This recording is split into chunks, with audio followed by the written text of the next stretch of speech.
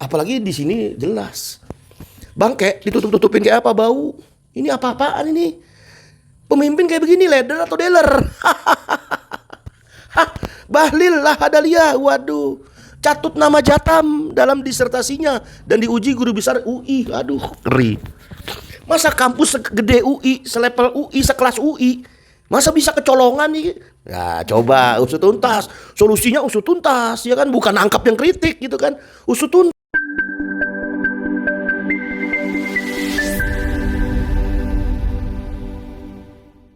Assalamualaikum warahmatullahi wabarakatuh. Jumpa lagi Al-Fakir Abi Faisal. Pada kesempatan hari ini saudara, Rabu 13 November 2024. Bagaimana keadaan saudara dan keluarga? Semoga sehat, mulia, barokah. Amin. Allahumma amin. Amin ya robbal alamin. Pokoknya masih panjang umur perubahan, panjang umur perjuangan. Gak mau berubah, gak mau berjuang. Otak mana otak? Ya kan lu kata apa? Ya kan dikata juga apa? Mau ngapain bohong? Bohong satu, bohong sekali aja satu bohong. Pasti akan berbohong nutupi bohongan satu. Nah, terus bohong lagi. Bohong kedua, bohong untuk nutupin bohong satu. Bohong lagi, bohong ketiga untuk nutupin bohong kedua. Bohong lagi, bohong keempat, nutupin bohong ketiga. Bohong kelima, lagi bohong kelima untuk nutupin bohong keempat. Terus begitu terus. Kan apalagi di sini jelas. Bangke ditutup-tutupin kayak apa bau. Ini apa-apaan ini? Pemimpin kayak begini leader atau dealer? Hah, Bahlil lah Adalia. Waduh. Catut nama Jatam dalam disertasinya dan diuji guru besar UI. Aduh, ngeri. Masa kampus segede UI, selevel UI, sekelas UI, masa bisa kecolongan nih? Nah, coba usut tuntas. Solusinya usut tuntas, ya kan? Bukan nangkap yang kritik gitu kan. Usut tuntas, ya kan? Ntar Jatam ditangkap lagi Jatam. Aduh, kacau. Sebelumnya ini orang emang masalah nih orang, si Bahlil ini. Masalah. Diduga plagiat, ya elah. Apalagi ada muncul ya kan, gelar doktoran itu apakah benar asli atau KW atau palsu atau cuman gelar doang biar kelihatan apa? Biar kelihatan kesohor gitu kan. Sebagai wapres ya kan, yang bikin laporan Mas Wapres lapor itu kan biar kelihatan kesohor, biar kesohor, nyari panggung ya kan, nyari pansos gitu kan.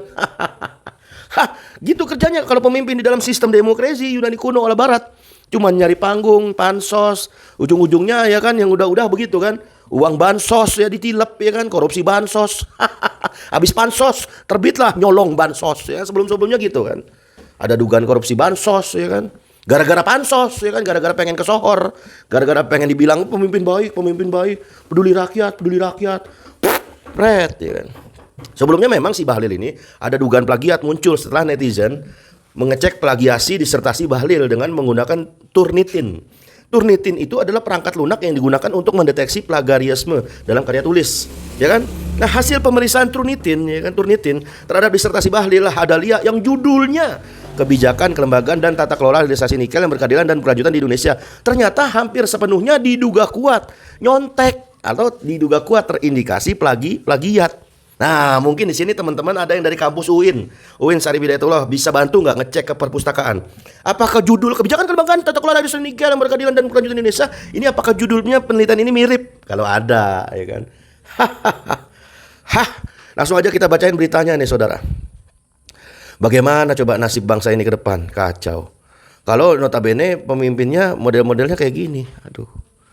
Mau jadi apa coba? Kalau memang sebelumnya nih Jokowi yang sebelumnya diduga ijazah palsu, belum kelar. Nongol lagi ini model kayak gitu yang mirip percis kayaknya diduga kuat Bahlil. Sekelas Bahlil coba dari suara.com. Ini ntar bilang tendensius, ntar dibilangnya benci. Iya benci bos, benci pada kecurangan, benci pada ketidakadilan. Iya kan? Itu benci namanya. Jadi ada dasarnya gitu loh. Nah, jadi sekelas Bahlil ada lihat jatuh nama Jatam dalam disertasi dan diuji guru besar UI. Kenapa sih? Kacau. Organisasi lingkungan Jatam merasa dirugikan setelah namanya dicatut dalam disertasi Menteri Energi Sumber Daya Mineral Bahlil. Kalau benar ini Bahlil asli, ya kan doktorannya ini, nggak mungkin Jatam ini sampai keberatan namanya dicatut, ya kan? Kacau.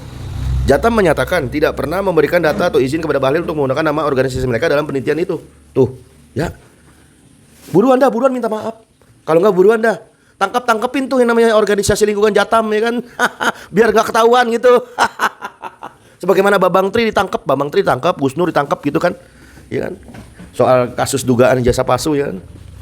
Yang menarik, Bahlil diuji oleh para guru besar yang punya reputasi bagus. Waduh, guru besar. Kok guru besar kok diam-diam aja ya? Ya. Dan terus pertanyaannya, kalau diam-diam aja guru besar udah tahu ini disertasi yang tanpa persetujuan Jatam. Ya, terus apa kabar otak? Kenapa otak nggak dipakai? Aduh, kacau. Nah itu mah mungkin guru besarnya nggak tahu, ya kan, kita husnuzon aja. Mungkin guru besarnya itu taunya itu Bahlil seorang anak umur 17 tahun, taunya gitu mungkin. Nggak mungkin Bahlil yang menteri itu kali mungkin. Taunya Bahlil yang umur 16 tahun, 17 tahun, mahasiswa kali gitu kali ya. Oh iya. Guru besarnya nggak tahu, iya. Nah untuk mendapatkan gelar doktor ini Bahlil kan diuji oleh banyak guru besar. Nah, Koordinator Nasional Jatam Melki Nahar mengungkap bahwa pihaknya tidak pernah memberikan izin baik secara tertulis maupun lisan untuk menjadi informan utama dalam disertasi Bahlil. Lah, semakin terkuak kan? Kebohongan demi kebohongan dan lain sebagainya macamnya. Kacau. Bagaimana menurut saudara? Komentar di kolom komentar. Kayak begini, pantas nggak seorang pemimpin, ya kan? Jadi pemimpin dikasih makan sama rakyat, dikasih minum sama rakyat, dikasih pakaian sama rakyat, bahkan digaji dari uang rakyat alias pajak. Pantas nggak orang kayak gini jadi pemimpin? Kacau. Ya kalau cocok sih dia jadi pemimpin Golkar gitu kan. Terus ada Idrus Marham ya kan, mantan napi, mantan maling ya kan, jadi wakil ketua ya kan, mantan maling. Coba seancur apa, ngeri 5 tahun 10 depan ke depan itu. Seancur apa Indonesia ini kalau dipimpin sama orang-orang yang notabene kayak begini bentuknya. Dipimpin mantan maling, dipimpin oleh orang yang diduga doktoran ya kan. Kacau. Belum lagi wapresnya yang diduga pupu papa ya kan. Bener lah itu. Doanya Prabowo ya kan, ucapan kan itu doa. Ucapan Prabowo Indonesia 2030 bubar. Ya bubar lah. Dan khilafah sebagai penggantinya. Dan yang paling penting, bubarnya Indonesia 2030 kalau benar ucapan Prabowo itu akibat diterapkannya demokrasi ala barat Yunani kuno yang syarat dengan kepentingan korupsi, cincai ya kan, dan juga nepotisme ya, karena bobroknya demokrasi itu sendiri, bukan karena khilafah. Ya kalau rakyat menginginkan perubahan ke arah Islam, ya apa salahnya ya kan? Kan belum pernah dicoba. Komunis udah nyoba, ya kan, gagal, ya kan. Kapitalis sekarang lagi mau hancur. Nah, sekarang Islam sebagai alternatif. Allahu Akbar.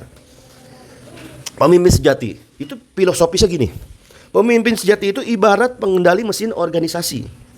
Sebagai apapun, sebaik apapun, sebagus apapun pesawat, ya kan, nggak bisa terbang sempurna kalau tanpa pilot yang notabene punya kemampuan, kan gitu kan. Nah, jangankan pesawat, mobil aja kalau bagus, mobil Ferrari ataupun mobil McLaren, kalau nggak bisa orang yang punya kemampuan, nah, wassalam ya kan. Nah, performa sebuah pesawat atau kendaraan atau apapun yang canggih merupakan hasil kolaborasi kecanggihan mesin dan kecakapan sang pilot, ya kan. Gitu. Jadi pilot hebat seperti tadi, seperti negara ini, pilot hebat adalah seorang yang berkepribadian matang, paham tujuannya mau kemana, serta mengenal betul apa mesin yang dikendalikan. Nah, leader organ dakwah, apalagi orang-orang pejabat, pemimpin, ataupun para pejuang, atau apa aja pokoknya dia pemimpin. Yang paling penting seorang pemimpin itu punya yang namanya portofolio, punya yang namanya tujuan, punya yang namanya roadmap, master plan, ya kan? Pemimpin sejati itu mampu membersamai rakyat, ya kan? Bukan ketika rakyat dibutuhkan aja saat kampanye, ya kan? Nah itu, pemimpin sesungguhnya adalah menciptakan solusi, gitu.